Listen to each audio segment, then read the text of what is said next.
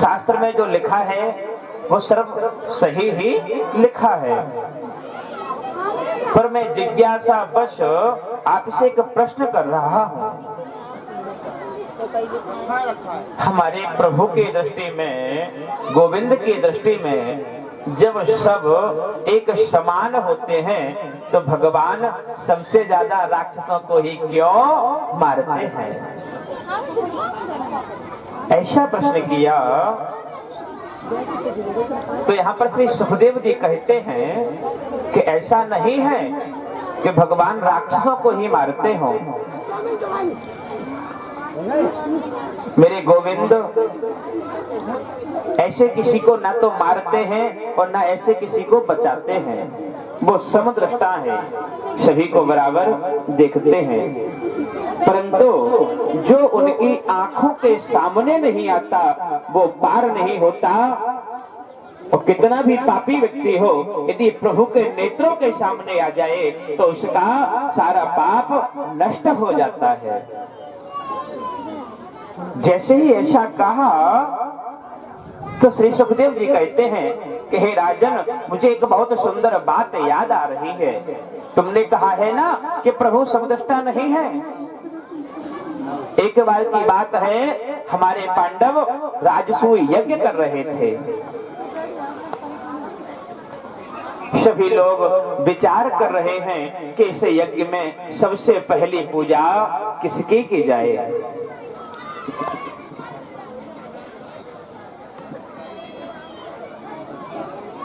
सभी सभा में बैठे हैं, शिशुपाल भी वहां पर बैठा है। हमारे प्रभु युधिष्ठिर ने कहा कि हमारे प्रभु श्री कृष्ण इसमें बैठे हैं तो हम तो अपने प्रभु की पूजा करेंगे। समझना। युधिष्ठिर जी ने कहा, अर्जुन ने स्वीकृति दे दी। उसी समय शिशुपाल कहता है, इस ग्वारिये की पूजा, ये जो माखन चोर गली गली में माखन चुराता था, तुम इसकी पूजा करोगे? उसी समय वो भगवान को गाली देने लगा। हे परीक्षित, उस समय तुम्हारे बाबा युधिष्ठिर सामने बैठे हैं, अर्जुन सामने बैठे हैं और मेरे प्रभु को वो गाली दे रहा था। अर्जुन से सहन नहीं हुई, अर्जुन कुछ बोलना चाहते थे। उसी समय मेरे प्रभु ने उन्हें रोक दिया। बोल रहे हैं कि मेरे हाथ में गांडीव है। अर्जुन कह रहे हैं, प्रभु अगर आप आदेश करो तो शिशुपाल की गर्दन धड़ से अलग कर दो। गोविंद ने कहा, नहीं नहीं, इसे कोई मार नहीं सकता।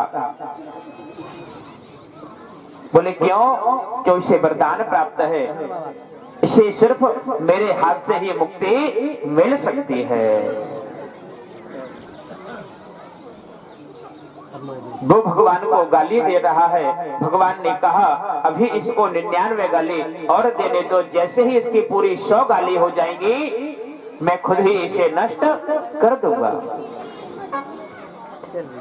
जब वो गाली दे रहा है, जैसे ही 100 गाली हुई, भगवान ने सुदर्शन को आदेश दिया, शिशुपाल का मस्तक धड़ से अलग हो गया और उसकी जो ज्योति थी वो मेरे गोविंद के चरणों में आके समाहित हो गई।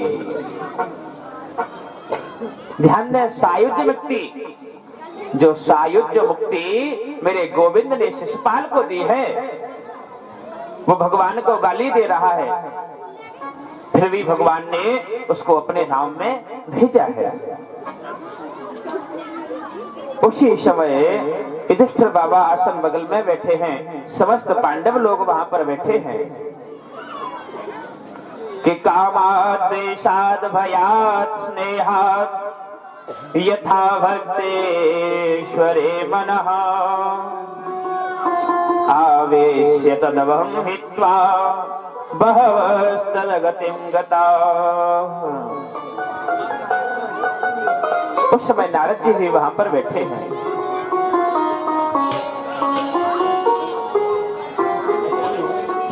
यहाँ पर मेरे श्री सुखदेव जी महाराज कहते हैं भगवान के लिए ना तो कोई मित्र है ना उनका कोई स्वामी है।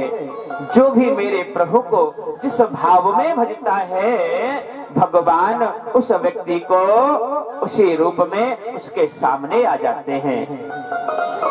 यदि कोई व्यक्ति भगवान को शत्रु मानकर भजता है तो भी भगवान उसका उद्धार करते हैं, और कोई व्यक्ति यदि मेरे गोविंद को अपना सखा मानता है मेरे प्रभु उसका भी उद्धार कर देते हैं। जैसे ही ऐसा कहा परीक्षित ने यहाँ पर प्रश्न कर दिया कि हे प्रभु आपने जो हमें कल कथा सुनाई थी उसमें दो भाई थे हिरण्यकश्यप और हिरण्याक्ष। आपने हिरण्याक्ष का वध किया था और हिरण्यकश्यप जो था वो आपसे विशेष मेरे गोविंद से विशेष शत्रुता रखता था। आपने उसके बारे में तो मुझे कुछ बताया ही नहीं। जैसे ही ऐसा कहा श्री सुखदेव जी महाराज कहते हैं मैं यही तो देखना चाहता हूं। मैं तुमको बराबर कथा सुना रहा हूं, तुम्हें क्या याद रहता है? मुझे बहुत प्रसन्नता होती है जब तुम मुझसे कहते हो कि हे गोविंद आप मुझे ये सुनाओ।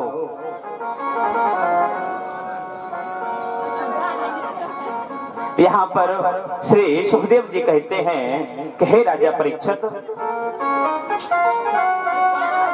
जो बात उस समय की है जब मैंने 12 स्वरूप में हिरण्यकश्यप का भाई जो हिरण्याक्ष था उसका वध किया था। अपने भाई की मृत्यु हो जाने से हिरण्यकश्यप ने अपने मन में बड़ा भारी विद्वेष माना और उसने हमसे शत्रुता करना चालू कर दिया। और वो अपने मन में कहता है कि जब तक अपने भाई की मृत्यु का बदला नहीं ले लूंगा तब तक मैं उस विष्णु को छोड़ूंगा नहीं। आज वह हिरण्यकश्यप, क्योंकि देखो मैं पहले भी कहा था यदि आपके पास कुछ है, देवताओं के पास कुछ है, साधुओं के पास कुछ है तो क्या है? तपस्या का बल। हम तपस्या करके कुछ भी जीत सकते हैं। तपबल रचये प्रपंच विधाता। आज हिरण्यकश्यप सोच रहा है मैं विष्णु से बदला कैसे लूं। उसके मन में विचार आया कि अब मुझे तपस्या करनी चाहिए, तो आज वो तपस्या करने के लिए गया और वो जैसे ही तपस्या करने के लिए वन में प्रवेश किया एक जगह आसन लगाया। मैंने अभी कहा था कि जो हमारे देवताओं के राजा इंद्र हैं ये कभी किसी को धर्म करने नहीं देते। क्यों? कहीं ये हमसे ज्यादा धर्म न कर ले, शायद ये हमारी कुर्सी छीन ले। इंद्र को पता है कि ये भगवान विष्णु को शत्रु मानता है, नारायण को ये शत्रु मानता है। हिरण्यकश्यप जैसे ही तपस्या के लिए बैठा उसी समय इंद्र ने एक पक्षी का रूप रखे एक वृक्ष पर जाके बैठ करके वहां पर भगवान के नाम का उच्चारण चालू कर दिया। वहां पर वो भगवान का नाम उच्चारण करते हैं। आइए दो बार हम भी भगवान नाम का उच्चारण करें। इमन नारायण नारायण नारायण, इमन नारायण नारायण नारायण,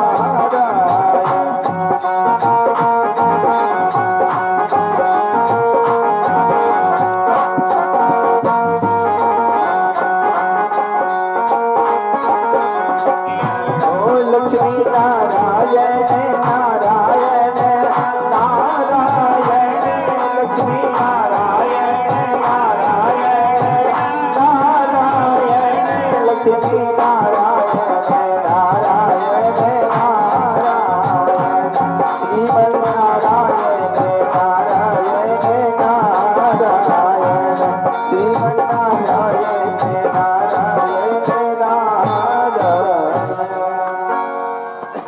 गोविंद भगवान की। उसने जैसे ही नारायण का शब्द अपने कर्ण में सुना, वो क्रोध से सीधा खड़ा हो गया। क्या कहता है? अपशगुन अपशगुन, अब हम तपस्या अभी नहीं करेंगे। वो सीधा वहां से गया और अपनी पत्नी को महल में कयादू के पास पहुंचा। जैसे ही श्रीमती जी ने देखा कि ये तो तपस्या करने गए थे, कहा कि हे प्रभु, आप तो ब्रह्मा जी की तपस्या करने गए थे, क्या हुआ?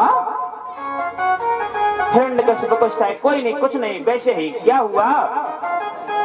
तो हिरण्यकश्यप आज कहता है कि हे देवी, मैं जैसे ही तपस्या करने बैठा वैसे ही एक अपशगुन हो गया। अब वो नारायण का नाम तो लेता नहीं था, विष्णु का नाम अपने मुख से लेगा नहीं। मेरी मैया समझ गई, पूछा बताओ बताओ क्या था? कि कुछ नहीं, बस अपशगुन हो गया। हर पत्नी का ये कर्तव्य होता है।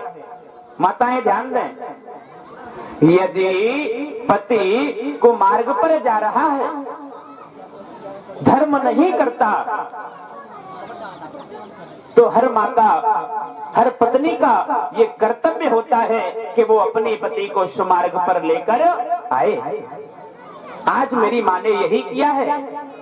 आज मैया ने अपने हाथ से कयादू ने भोजन बनाया। जैसे ही आज भोजन बनाया तो हिरण्यकश्यप से कहा, हे स्वामी, आप चलिए भोजन करिए, मैंने आपके लिए बड़ा अच्छा अच्छा भोजन बनाया है। हिरण्यकश्यप भोजन करने गया। एक बात बताऊं आपको, यदि संसार में कुछ मीठा है तो सबसे ज्यादा मीठी है हर व्यक्ति की प्रशंसा। यदि हमें पड़ोसी से कोई काम है, सुनना ध्यान से, हमें पड़ोसी से कोई काम है, हमें तुकेड़ा से गोहद जाना है, हमें उसकी गाड़ी चाहिए। यदि हम सीधा जाके कहेंगे कि अरे भैया थोड़ा हमें गोहद जाना है, आपकी गाड़ी मिलेगी क्या? तो वो सीधा क्या कहेगा? मना कर देगा। कहना कैसे चाहिए? पहले जाओ, अरे वाह क्या बात है, कितना सुंदर घर है, और जाते ही क्या बात है, आज तो बहुत अच्छे लग रहे हो। अच्छे भी क्यों नहीं लगोगे, तुम्हारे घर में ऐसे ऐसे धर्मात्मा लोग हुए हैं, तुम्हारे बाबा का तो क्या कहना, और तुम्हारे जो पिताजी थे बड़े ही धर्मात्मा थे। अब किसी व्यक्ति से ऐसे कहोगे कि तुम्हारे बाबा जितने अच्छे थे, पिताजी इतने अच्छे थे, और फिर से उससे कहोगे कि हे भैया मुझे थोड़ा गाड़ी दे दोगे क्या? तो वो मना करेगा। अरे वो सोचेगा ये तो हमारे बारे में अच्छा अच्छा बोलता है, इसको तो दे देना चाहिए। ऐसे ही आज माँ कयादू हिरण्यकश्यप को भोजन करा रही थी। भोजन कराते कराते उसको इतनी प्रशंसा याद दिलाई, हे राजा आपका इतना वर्चस्व है, आपकी इतनी ख्याति है। राजा प्रसन्न हो गया। उसी समय मेरी माँ ने राजा से उसी समय पूछा कि हे प्रभु, वो आपने मुझे बताया नहीं, आप वन में गए थे, क्या आप शगुन था? उसे याद नहीं रहा। उसने कहा जब मैं वन में गया था एक पक्षी आया था, वो नारायण बोल रहा था। जैसे ही ऐसा सुना, देवी ने कहा क्या स्वामी, मैंने सुना नहीं। फिर से कहता है नारायण। मैया ने फिर से कहा हे प्रभु, मेरे कानों में आवाज नहीं आई। तो वो जोर से कहता है कि हे देवी, उसने नारायण शब्द का उच्चारण किया था। शास्त्रों का वर्णन है कि उसी समय हिरण्यकश्यपु ने भगवान का 108 बार नाम उच्चारण किया था। कैसे किया? उसकी धर्म पत्नी जो थी, हर पत्नी का ये कर्तव्य होता है, यदि पति कुमार्ग पर जाए तो उसे सदमार्ग पर लेकर के आना चाहिए। आज माँ कयादू ने उसके उद्धार के लिए भगवान नाम 108 बार उच्चारण करवा दिया और भगवान की माया से, देव योग से उसी रात्रि में माँ कयादू के गर्भ रह गया। इधर सुबह हिरण्यकश्यपु तपस्या के लिए निकला।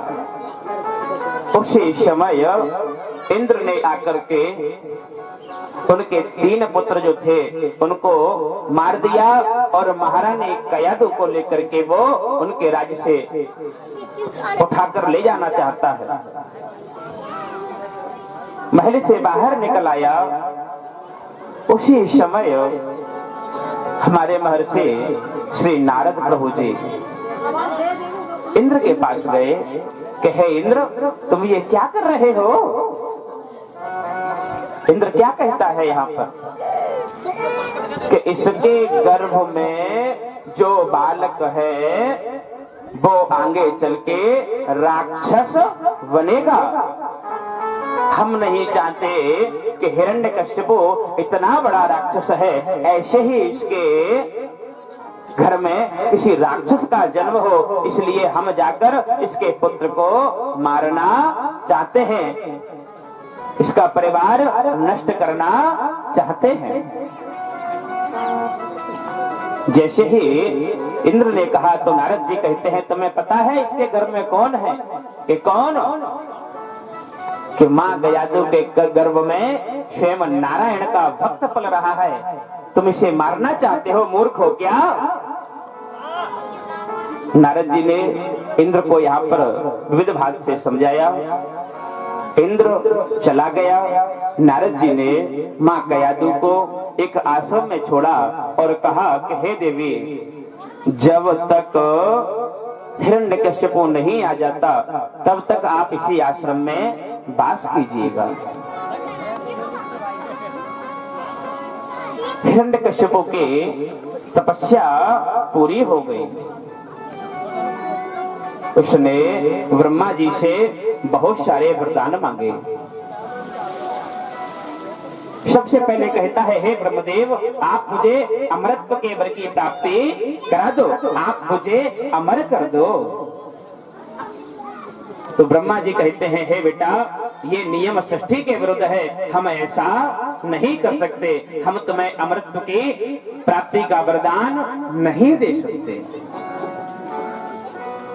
जैसे ही जब ऐसा कहा, हिरण्यकश्यपु कहता है कि हे ब्रह्मा, आप हमें ये क्यों नहीं दे सकते? तो ब्रह्मा जी कहते हैं, ये सृष्टि के विरुद्ध है, तुम और जो चाहोगे हम तुम्हें सब देंगे, क्योंकि तुम्हारे जैसा तप किसी ने किया नहीं है। उसने यहाँ पर बहुत सारे वरदान मांगे, ना ऊपर मरूं, ना नीचे मरूं, ना घर में, ना बाहर। जो 12 महीने होते हैं, इन 12 महीने में भी मेरी मृत्यु ना हो। क्या मांगा? कि ब्रह्मा जी ने जो सृष्टि की है, उस सृष्टि में जितने भी जीव हैं, उनके द्वारा मेरी मृत्यु ना हो। अब तो उसने जैसे ही वरदान मांगा, अब तो वो वरदान पाकर के मतवाला हो गया। अब जैसे ही वो अपने राज्य में आया, उसने हर जगह यज्ञ बंद करवा दिया, कीर्तन बंद करवा दिए और कहा कि अब तो जो होगा तो हमारे ही नाम से आहुति जाएगी और हमारे ही नाम का कीर्तन होगा कि हिरण्यकश्यपाय स्वाहा। अगर किसी को यज्ञ करनी है तो वो हमारे नाम से ही यज्ञ करे। अब तो मेरी माँ पृथ्वी घबरा गई, क्योंकि पृथ्वी पर जब धर्म नहीं होता तो पृथ्वी घबराने लगती है। तो सभी पहले माँ पृथ्वी संतों के पास भागती हुई गई। शोक है 8 घड़ी, पल भर नहीं विश्राम है, नींद भोजन वस्त्र तो एक छिन्न को हराम है। ये संत और पृथ्वी की चर्चा हो रही है, तो सीधे भगवान विष्णु के कर्णों में ये आवाज जा रही है जब संत दुखी होते हैं ना तो उनकी कौन सुनते हैं? भगवंत।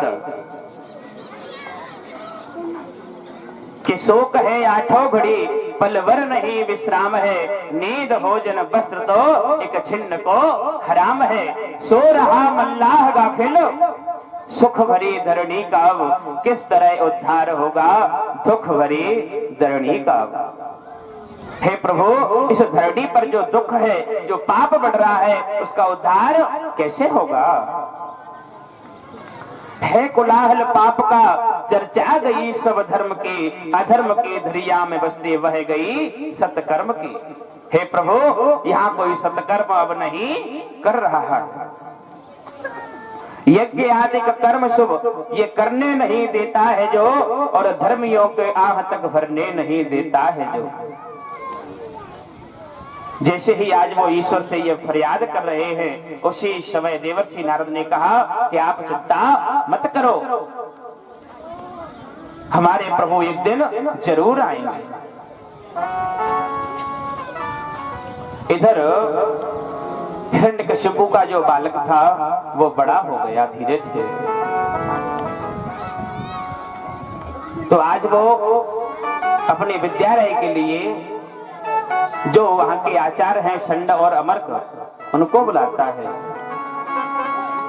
कि नीचोचितो व्यसनेषु निस्पृह, सुतेषु दुष्टेषु गुणेवस्तुहकम्, जितेन्द्रिय प्राण शरीर धी सदा, प्रशांत कामो रहिता शुरोषया।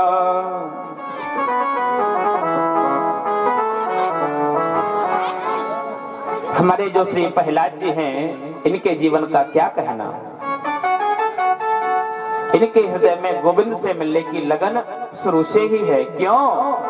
मैंने पहले भी कहा था, जिसको नारद एक बार मिल जाते हैं उसे गोविंद जरूर मिलते हैं।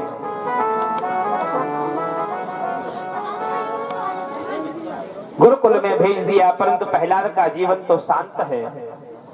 गुरुकुल के प्राचार्य षंडवर्ग जी के पुत्र वहां पर वो ही राक्षसीय पद्धति उन्हें पढ़ाते हैं, और अपने हृदय में विचार करते हैं कि यहाँ पर ये क्या पढ़ाई, जो पढ़ाई हो रही है, और हमारे गुरुदेव जो ने हमें पढ़ाया है, और ये क्या पढ़ा रहे हैं। तो प्रहलाद जी अपने हृदय में विचार कर रहे हैं। उसी समय गुरुकुल में हिरण्यकशिपु का एक सैनिक आया और कहा कि आज हिरण्यकशिपु अपने पुत्र से मिलना चाहते हैं। आज भक्त प्रहलाद अपने पिता के गोद में बैठे हैं और पिता पूछ रहा है कि हे बेटा, आपने क्या क्या पढ़ा है, मैं आप सब जो भी पढ़ा हो सब सच बताओ।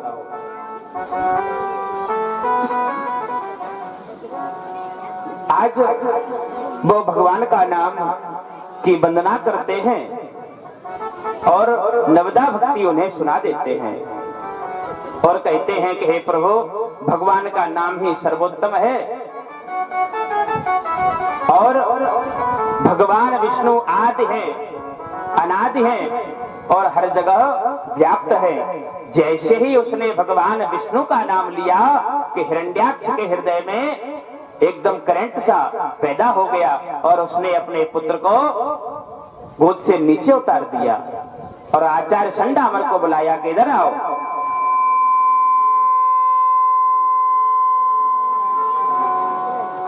कि क्या पढ़ाते हो तुम मेरे पुत्र को? षंडामर्क जी कहते नहीं प्रभु, यहां से आप जो कहते हो हम तो वही पढ़ाते हैं। आपने कहा गणेश पढ़ाना बंद करो तो हमने गामा ने गदा चालू कर दिया। आप जो भी कहते हो हम तो वो ही पढ़ाते हैं।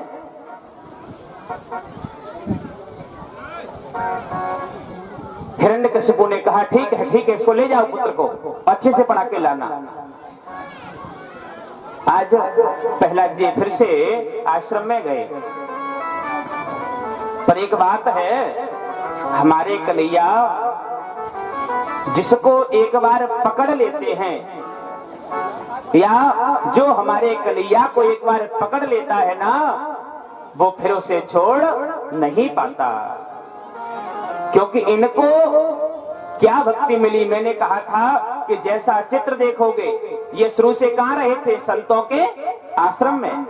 संतों के आश्रम में क्या देखा इन्होंने? भगवान की भक्ति। जब इंद्र ले गया था तो इनका संतों के आश्रम में ही तो जन्म हुआ था। नारद जी के द्वारा इनको शिक्षा दी गई थी।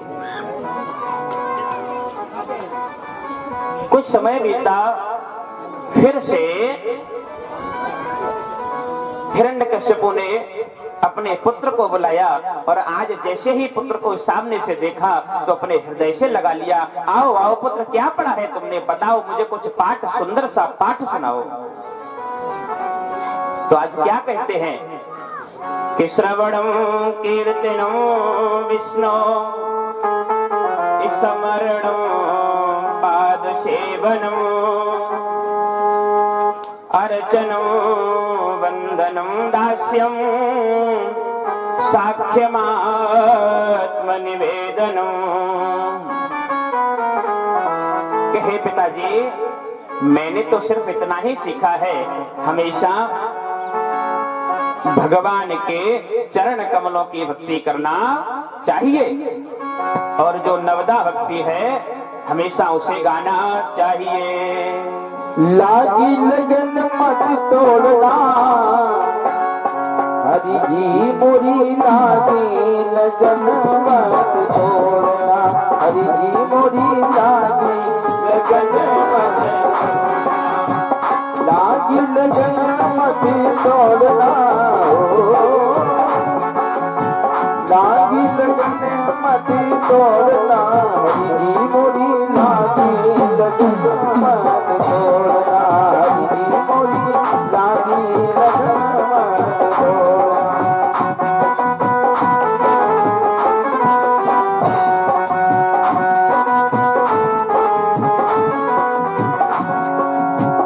खेती बुबाई मैंने तेरे ही नाम की, खेती बुबाई मैंने तेरे ही नाम की, ओ खेती बुबाई मैंने तेरे ही नाम की, खेती बुबाई मैंने तेरे ही नाम की, मेरे भरोसे मत छोड़ना, मेरे भरोसे मत छोड़ना, हरि मोरी लागी लगन मत तोड़ना, हरि मोरी लागी लगन मत तोड़ना।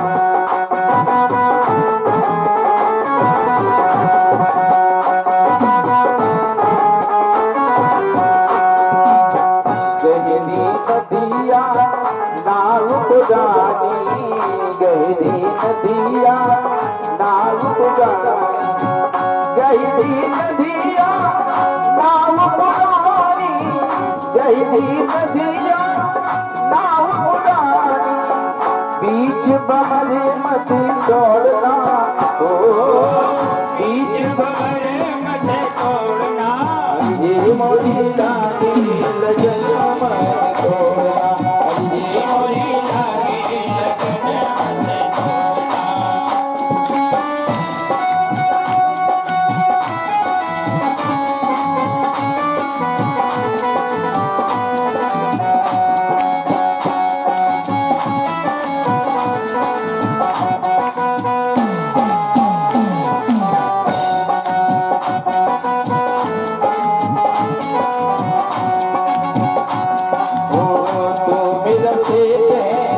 तू साहूकार है, तू मेरा सेठ है, तू ही साहूकार है, तू मेरा सेठ है, तू साहूकार है, तू मेरा सेठ। ओ प्याज प्याज मत जोड़ना, ओ प्याज प्याज मत जोड़ना, हरि मोरी लागी लगन मत तोड़ना, हरि मोरी लागी लगन लागी लगन मात तो। जैसे ही कहा कि हे पिताजी, अब तो मेरी लगन इस गोविंद नाम में लग चुकी है। आज प्रहलाद ने उसे नवदा भक्ति सुनाई। जैसे ही उसने इतना सुना तो आज वो बड़ा क्रोधित हो गया। आज कहता है अपने सैनिकों को बुलाकर कि जाओ इसे ले जाकर के मार डालो, मुझे ऐसे पुत्र की कोई जरूरत नहीं है। आज हिरण्यकशिपु को बड़ा क्रोध आया। दूत ले गए, हाथियों से कुचलवाया, बड़ी बड़ी कंदराओं से उसे नीचे गिराया गया। पर मेरे गोविंद की कृपा देखो, मेरे प्रभु की कृपा देखो, उस प्रहलाद का बाल बांका नहीं हुआ। हिरण्यकशिपु उदास बैठा था। उसी समय उसकी बहन आई है। आज बहन का नाम है ढूंढरा। जैसे ही बहन ने भाई को उदास देखा तो आज बहन कह देती है, पूछती है कि हे भैया क्या बात है, क्यों उदास हो? तो हिरण्यकशिपु क्या कहता है कि हे बहन कुछ मत कहो, हमारे कुल में एक कुल कलंकी पैदा हो गया है। हम जिस विष्णु का विरोध करते हैं वो उसी विष्णु की सेवा करता है, वो उसी विष्णु की पूजा करता है। हम उसे मारने का प्रयास करते हैं। हमने सैकड़ों बार उसे हाथी के पैर से नीचे खुदवाया, गर्म तेल में डलवाया, पहाड़ों से गिरवाया, पर वो मरता ही नहीं है। तो आज उसकी बहन बड़ी जोर से हंसती है कि बस छोटी सी बात कि भैया आपको पता नहीं है, मैंने एक बार ब्रह्मदेव की तपस्या की थी, तो ब्रह्मदेव ने आकर मुझे एक चादर उड़ाई थी, कहा था कि हे देवी तुम इस चादर को उड़कर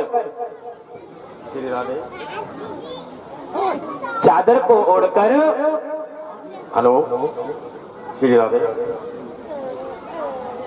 किसी भी जगह बैठ जाओगी, इसमें शीत प्रवेश नहीं करेगी, और यदि अग्नि के ऊपर बैठ जाओगी तो इससे तुम्हारे शरीर का बाल बांका नहीं होगा। तो आज हिरण्यकशिपु बड़ा प्रसन्न हो गया।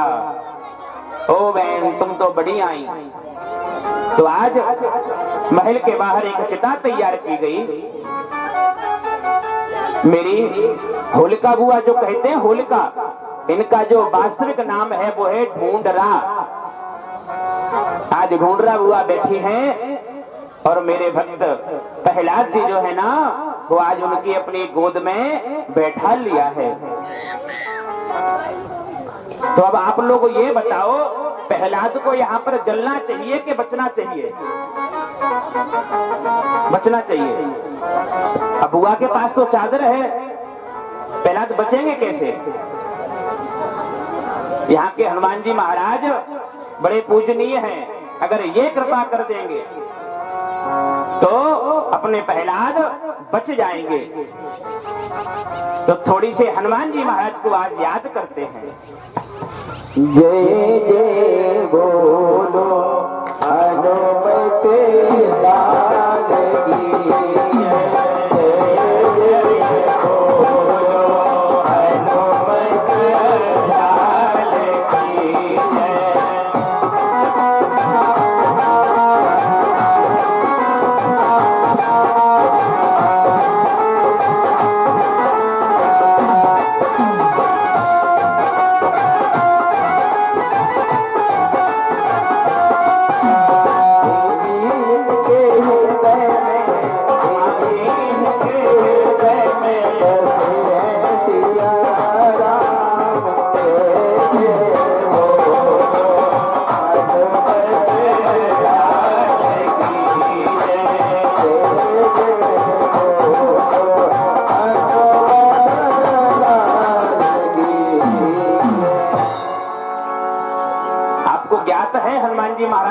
दान क्यों किया है? हनुमान जी के पिता कौन है? पवन देव। जब हनुमान जी को याद किया तो हनुमान जी महाराज ने कहा अपने पिता से कि हे पिताजी, आज मेरा भक्त संकट में है, यदि आप अपने पवन की बेग ऐसी चलाएं कि ये चादर जो प्रहलाद की बुआ के ऊपर है ये मेरे भक्त के ऊपर आ जाए। ऐसा ही हुआ, जैसे नीचे से अग्नि लगाई गई, पवन देव इतनी तेज चले कि जो चादर वहां पर बुआ जी ने ओढ़ रखी थी वो चादर मेरे भक्त प्रहलाद के ऊपर आ गई। यहाँ पर माँ होलिका का दहन हो गया। उसी समय से आज तक हम लोग वही होलिका दहन करते हैं। जैसे ही ऐसा देखा, हिरण्यकश्यप को क्रोध आया, पर पुत्र है क्या करे। आज फिर से विद्यालय में भेज दिया। वहां पर जो उसके मित्र हैं वो उससे कहते हैं कि हे प्रहलाद, तुम्हें ये दंड मिलता है, तुम्हें ये कष्ट मिलता है, ये हमसे देखा नहीं जाता।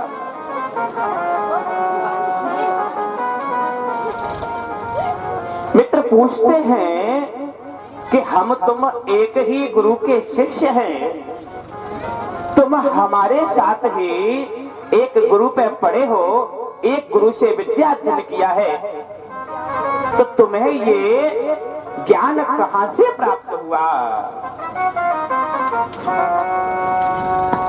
मुझे दे दो भजन की गोमाला, मुझे दे दो भजन की गोमाला, मुझे दे दो भजन की गोमाला, मुझे दे दो भजन की गोमाला।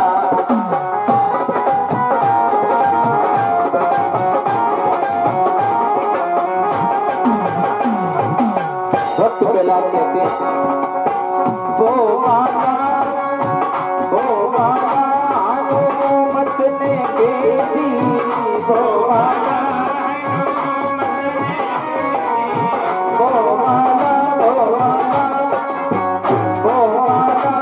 हनुमत ने भेजी, सीना पार का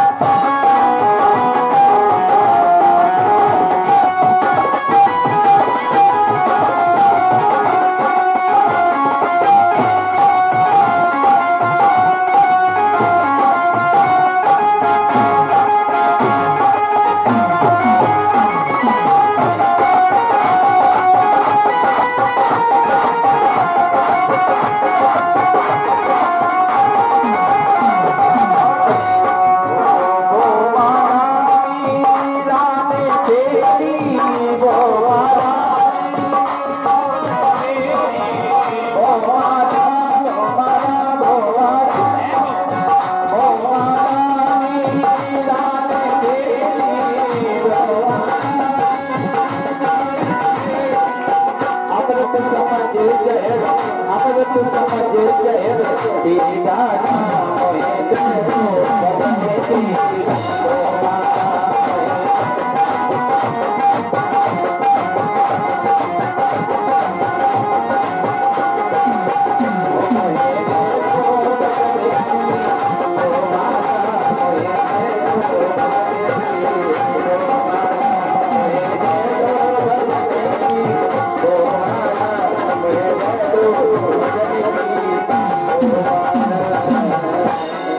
बोलिए गोविंद भगवान की। आज तो ऐसा लग रहा है कि मैया भक्ति वृंदावन से आज गांव तुकेड़ा में आ गई है।